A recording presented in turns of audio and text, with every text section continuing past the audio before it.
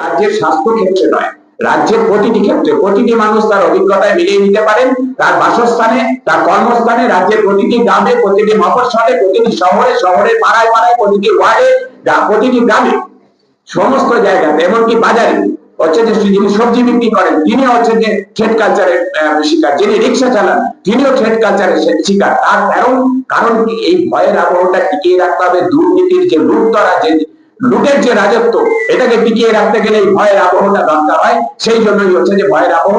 আর আজকে ভয় ভেঙে মানুষ যেহেতু পথে নেমেছে, এই ভয়ের সংস্কৃতির বিরুদ্ধে, হুমকির সংস্কৃতির বিরুদ্ধে কথা বলছে জোর গলায়, সরকারের রক্তচক্ষু, প্রশাসনের রক্তচক্ষু আর মানছে না।